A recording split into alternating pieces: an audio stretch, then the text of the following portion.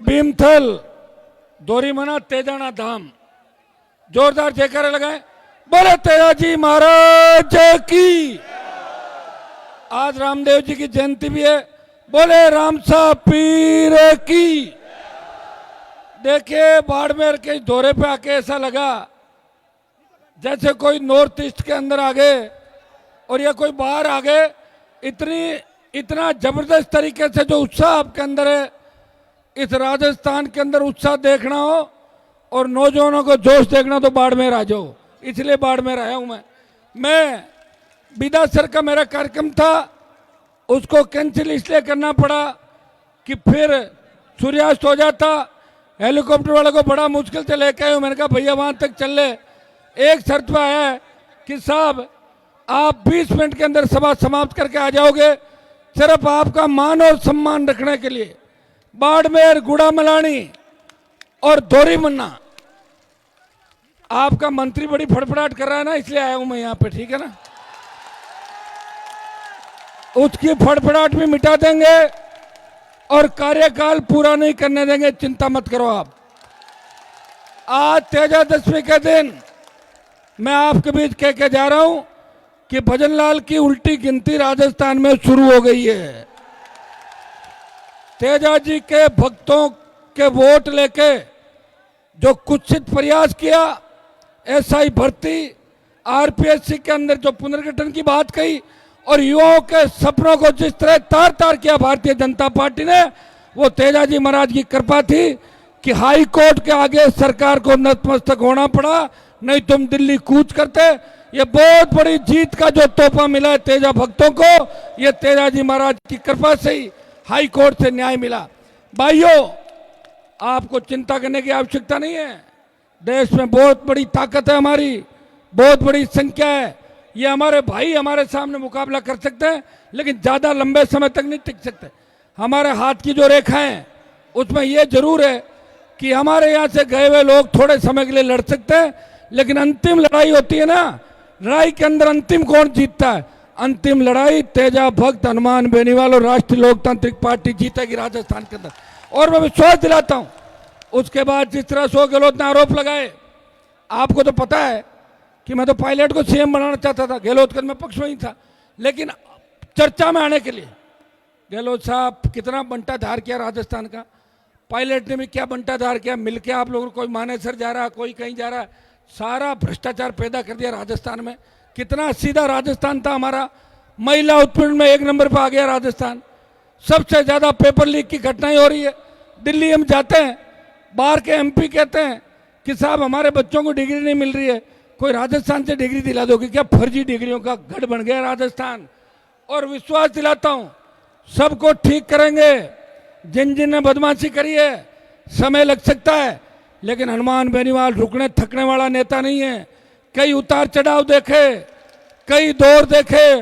मुझे तो ताजाराम जी प्रधान जी वो जमाना याद आ गया जब धर्मेंद्र मुझे हराने के लिए टंकी पे चढ़ गया था 2003 के अंदर, क्या मैं तो नीचे आ रहा हूं, नहीं तो हनुमान को हराओ। लोगों ने कहा ठीक है, धर्मेंद्र पढ़ नहीं जाए भाई, जाटो मुझसे उसका नाम था, 2-2,500 वोट से मैं हार गया। तो भाई मैं तो धर्मेंद्र, हेमा मालिनी से लेके तमाम देश के बड़े नेताओं से लड़ लिया और आपका डंका देश में बजा दिया। जब मोदी तीनों कृषि बिल लाया था, तब उत्तर प्रदेश, हरियाणा, दिल्ली, वहां के हमारे नेताओं की जंग लग चुकी थी। तेजाजी के भक्त हनुमान बेनीवाल ने उनके कहने से मोदी की सत्ता को ठोकर मारी और सड़कों पे आपके साथ रहा और किसानों को न्याय दिलाया। जब सेना के सम्मान के अंदर अगर हुंकार ललकार भरी, तो जोधपुर में 2 लाख जवानों की रैली करी, जिसमें बाड़मेर जिले से लाखों हजारों की तादाद के अंदर आप लोग आए थे। मुझे याद है कि सेना का सम्मान भी हम दिलाएंगे। जब पहलवान बेटियां तकलीफ के अंदर थी, उनको न्याय दिलाने, अगर इस देश का पहला कोई किसान का बेटा उन बहनों को न्याय दिलाने गया, वो नागौर का सांसद था जिसने हरियाणा की पहलवान बेटियों को न्याय दिलाया। भाइयों, हमें खुशी होती है जब मैं बाड़मेर के अंदर आता हूं। मैं एक बात ये भी कहता हूं कि बाड़मेर से हो सकता है मेरा कोई पूर्व जन्म का रिश्ता है। हाँ, ये जरूर है कि मैं जिनको भी तैयार करता हूं वो सरक जाते हैं मुझे छोड़ के, लेकिन मैं और तैयार करूंगा। और मैं दूसरी पार्टियों में जो नेता बैठे हैं हमारे मजबूत, उनको आमंत्रित करता हूं। कांग्रेस बीजेपी के अंदर कब तक बैठे रहेंगे? ये तो आपका खुद का दल है, परिवार है, सब लोग आमंत्रित हो, आओ इसके अंदर और हमारे साथ कंधे से कंधा मिला के लड़ो। 70 साल में हमारा होम मिनिस्टर नहीं बना राजस्थान के अंदर, सीएम छोड़ो, तुम्हारा गृह मंत्री नहीं बना राजस्थान के अंदर। तो सोचने वाली बात है भाइयों। और ये पहला कैबिनेट है मोदी का जिसमें एक भी जाट कैबिनेट का मंत्री नहीं है। धनखड़ को हटा दिया, धनखड़ खुद ही चुप है, मैं क्या कर सकता हूं। मैं तो कहा बोलो धनखड़ साहब, घेर लेंगे दिल्ली। अब कांग्रेस की बात करो, सतपाल मलिक की डेथ हुई, तिरंगे का सम्मान नहीं दिया। और कर्नल सोनाराम जी की जब डेथ हुई, कांग्रेस वालों ने उन्हें माल्यार्पण भी नहीं किया मृत शरीर पे, और कांग्रेस कार्यालय में 2 घंटे नहीं रखा। हॉस्पिटल की मोर्चरी के अंदर उनका शव पड़ा था। ये तो मैंने बोल दिया, नहीं तो आपको तो पता ही नहीं लगता कि क्या क्या कांग्रेस पार्टी ने। ये सोचने की आवश्यकता हमारे लिए, मरना सबको एक दिन। क्या एआईसीसी के अंदर राहुल प्रियंका और सोनिया गांधी हमारे कर्नल साहब को फूल नहीं चढ़ा सकते? क्या इतने कमजोर हम लोग? भाइयों, हमारी राजनीतिक विचारधारा अलग हो सकती है, लड़ाई हो सकती है, लेकिन कौम की बात जहां भी आएगी, किसान कौम की बात आएगी, हमारे समाज की बात आएगी, सबसे पहले गोली खाने के लिए इस देश में हनुमान बेनीवाल आगे खड़ा मिलेगा, पिछवाड़े पीछे नहीं मिलेगा। बाड़मेर से आप मुझे ताकत देना। शेखावाटी उठ खड़ा हुआ, जिस तरह शेखावाटी के अंदर कार्यक्रम चल रहे रातों को, जयपुर के अंदर, अभी बिदासर जाऊंगा वापस सड़क मार्ग से, लोग उठ खड़े हो गए। लोग कह रहे हमें आरएलपी चाहिए, सिर्फ बंद करो बाकी दुकानें। जब यह हो गया तो आप मुझे ताकत देना। गुड़ा मलानी की सीट बीजेपी को हरा के कांग्रेस को दे देते हो, और कांग्रेस को हरा के बीजेपी को दे देते हो, उससे मुझे क्या फायदा? मैं कोई ऐसी थोड़ी पागल थोड़ी जो घूम रहा हूं देश के अंदर।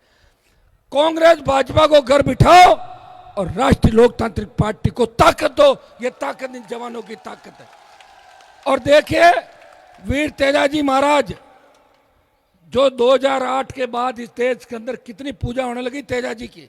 आप लोग नारे लगाते थे, मुझे याद है कि बाड़मेर के दौरों से नारे आते थे, नागौर जोधपुर से कुछ नारे लगते, लेकिन इस देश के अंदर तेजाजी का परचम विधानसभा लोकसभा के अंदर हमारे जयकारे, मंत्रिमंडल में जयकारे, उसके बाद ही तेजाजी महाराज के 10,000 से ज़्यादा मंदिर देश के अंदर बनने लगे।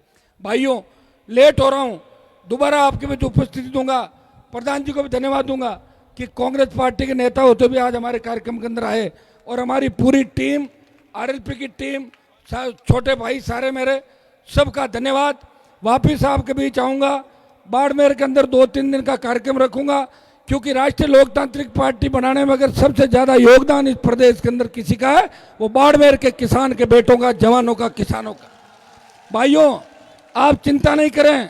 मुझे तो लग रहा है कि बड़े नेताओं ने कांग्रेस बीजेपी में हार मान ली, इसलिए हमारी पार्टी में ट्रेनिंग लिए हुए लोगों को ही नेता मान लिया। माना कि नहीं माना? यहाँ भी एमपी कौन है? आरएलपी से ट्रेनिंग लिया हुआ। कांग्रेस वालों ने झंडा पकड़ के आरएलपी जिंदाबाद, आरएलपी जिंदाबाद करा रहा है। बेचारे क्या स्थिति होगी उन लोगों की, बताओ। कह रहे हमने हनुमान जी की पार्टी तोड़ दी।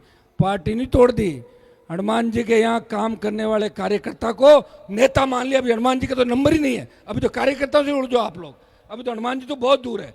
और हनुमान जी तो खींवसर के अंदर जो सरकार को मैंने चुनौती दी, और मैंने देखता हूँ कितनी ताकत है लोगों में।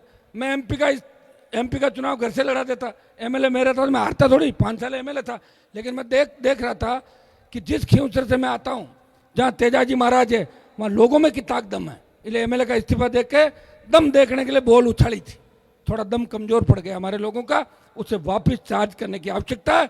वो आज खरनाल के मेले के अंदर में देखा कि 2 लाख से ज्यादा लोग चार्ज थे। वो एक ही बात कह रहे हैं, हमें राष्ट्रीय लोकतांत्रिक पार्टी चाहिए, हमें तेजा भक्तों की सरकार राजस्थान के अंदर चाहिए। और यही हुंकार आप लोग यहां से भरोगे। चूंकि लेट हो रहा हूं, इसलिए आपको धन्यवाद दूंगा। दोबारा आप कार्यक्रम करें, फिर आपके बीच आऊंगा, 2 घंटे का प्रोग्राम दूंगा। प्रधान जी को धन्यवाद, मेरी पूरी टीम को धन्यवाद। सारे लोग मेरे साथ इसी तरह लगे रहें, मैं आगे आगे चलूंगा और आपके बच्चों के हक और अधिकार के लड़ता रहूंगा। इस भजनलाल की भी छुट्टी कराएंगे, इसका कनेक्शन काटेंगे और नए राजस्थान का निर्माण करेंगे। और आप वाले मंत्री को भी वापस व्हाइट हाउस के अंदर भेज दूंगा। बहुत बहुत धन्यवाद। जय हिंद। बहुत बहुत धन्यवाद।